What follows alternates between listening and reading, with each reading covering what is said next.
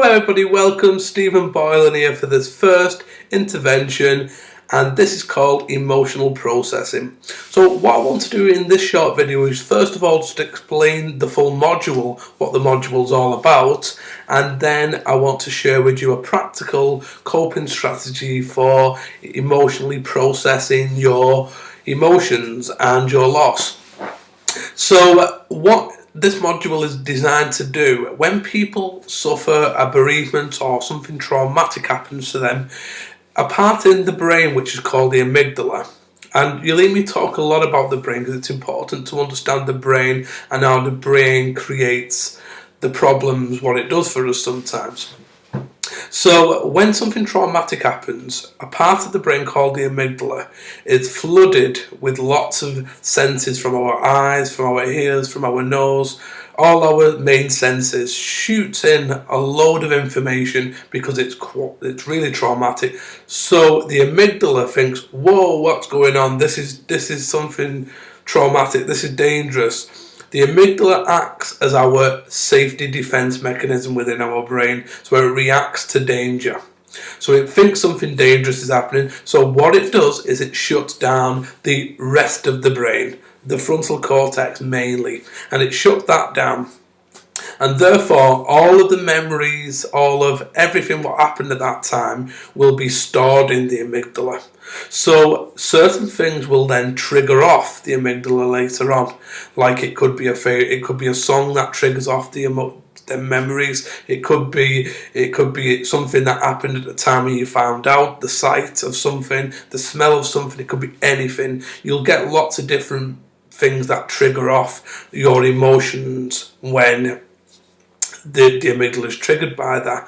And why that happens is because, like I say, them things are trapped in the amygdala. Normally what would happen is something happens and then it's processed through the amygdala into the frontal cortex. So then people can, it becomes a distant memory, and eventually it becomes stored away in like our filing cabinet, part of our brain, the frontal cortex. So that is what we're aiming to, what it's about.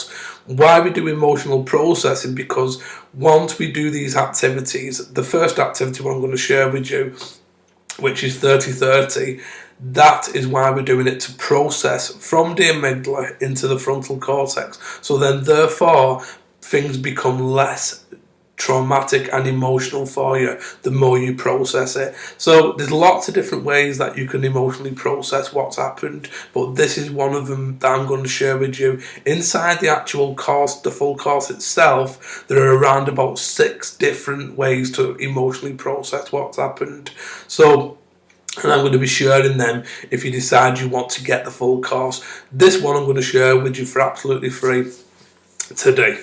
So it's called 30-30, and we're going to do a little exercise. You've got no doubt the download that I give you when you signed up for this as well. If you've not, don't worry about it. You can still do the exercise anyway. You'll know a bit about what emotional processing, about what 30-30 is about. Well, I'm going to do it with you now just to explain a bit more of how to do it. So on your sheet, if you've got the PDF download and you've printed it off, hopefully you'll have, going down it, first of all, thoughts. Yeah, so you'll have thoughts, images, emotions, and sensations.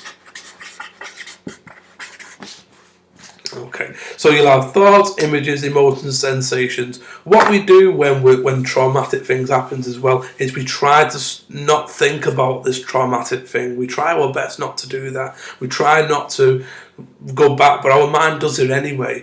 And our emotions, we try to dodge them painful, difficult emotions, what we're experiencing because of the loss, and the sensations as well.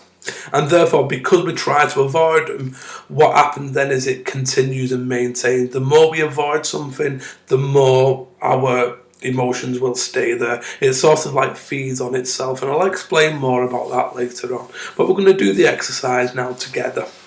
So thoughts. Okay, so what I'd like you to do first of all is think of something traumatic that has happened to you. It doesn't have to be the bereavement that you're here for today, it could be something else, but something that has generated some trauma for you in the past. And I'd like you to get that into your mind now, first of all. And I'd like you to think about it and continue to think about it. Bring them thoughts in. Try not to block the thoughts out. Just allow the thoughts to be there. Notice what the thoughts are and continue to let them in. And then once you're doing that, I'd like you to give a rating on a scale of 0 to 10. 10 is high and 0 is low. So on a scale of 0 to 10, how distressing do them thoughts create? What do them thoughts create for you right now? So here today, thinking about them now, not when it happened, when what's going on now. So we always work in what we call here and now with this type of exercise. So what rating would you give it? So we'll put the first rating in there. So that's for the thought. Now we go to the images. We let the image in. We don't try to block the images out. We continue to let them images in. Noticing, are they black and white? Are they in colour? Are they fuzzy? Are they clear? Notice what the images are about that traumatic incident. And then on a scale of 0 to 10, make your rating again. And then the emotions, we go to the emotions. We allow the emotions in. We try not to block the emotions out. And we continue to allow them in. Noticing what the emotions are. Are they anxiety? Are they low mood? Are they... What emotions are they? And just allow them emotions in. Noticing them. And then give your rating again. Then we go to the sensations. And the sensations are them things like our breathing, our stomach tighten, muscle tighten, headaches maybe, lots of different things, crying, all of these different sensations. Notice what sensations it's bringing up for you right now here today doing this exercise, and then give you a rating of how distressing it is for you right now on the scale of 0 to 10. And now we go back to the thoughts again, and we allow the thoughts in again this time. Try not to block the thoughts out, just allow the thoughts in and continue to let them thoughts in. Try not to block them out, and then make your rating again. And then we go to the images again. We notice in the images again, we notice it in colour, black and white. Are they fuzzy? Are they clear? Notice what them images are right now, and then make your rating for the second time for the images. And then for the emotions, we go to the emotions again now, and then we allow them emotions in. We continue to let the emotions in, and then we make a rating for the emotions. And then the sensations for the second time. Notice where the sensations are and how they are for you right now, and then continue to allow them in for 30 seconds, and then make your rating. And then we go back to the thoughts for the third time. Continue to let them thoughts in. Try not to block them out. Continue to let them in. And then we make them rating again for the thoughts for the third time. Then we go to the images again. Noticing the images right now. What are the images? Are they in black and white, colour, fuzzy, clear? Notice what them images are saying to you right now. And then make a rating. Then go to the emotions again. Notice the emotions that you're feeling right now. Notice how strong them emotions are for you right now, and then make a rating again. And then the sensations, allow them sensations in, continue to let them sensations in, and then make a rating. And then we go back for the fourth time to the thoughts. We let the thoughts in, we continue to try and let them in without blocking them out, continue to let them in and process what's going on for you right now. And then make a rating for the fourth time. Then the images, we allow the images in again, we try not to block the images out, and we just continue to let them in. And then make a rating for the fourth time. Then we go to the emotions again. We're back onto the emotion for 30 seconds, continue to let them emotions in, and continue to let them in, and then make a rating again. And then we go to the sensations again, and we continue to let them sensations in, trying not to block them sensations out, and then we make a rating for the fourth time for the sensations. And then we're going back to the thoughts for the 5th time now and last time, and we continue to let them thoughts in. We try not to block them out. We allow the thoughts in, and then we make a rated again for the 5th and last time. Then we go to the images again. We continue to let the images in, noticing again, are they colour, black and white, fuzzy? What are they doing for you right now? And then make a rated again. Then the emotions, we allow the emotions in, we continue to not block them out, we notice what the emotions are, and then we make a rating for the last time. And then we go back to the sensations for the very last time, and we allow them sensations in without blocking them out.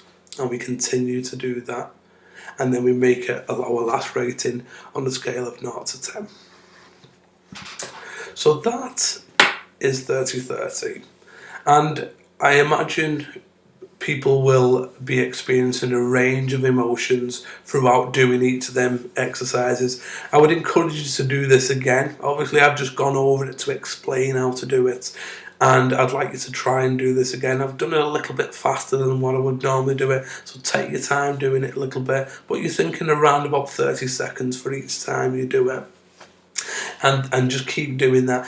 And some people notice the scores have started high and then gone up or gone down. Some people will notice the scores have started low but then gone up. Others will notice that maybe the scores have stayed the same throughout. That's absolutely fine. Everybody's individual and everybody processes things at different speeds. So the more that you do this exercise, I would envisage that your score will come down gradually, because the brain is processing what's gone on and what's happened, and therefore it will help process it and help you to feel less down and less sad about that. Not that you'll forget what's happened, because that's not what this is about. It's just about helping you to process it so it becomes a memory and not stored in the amygdala, what triggers off emotions.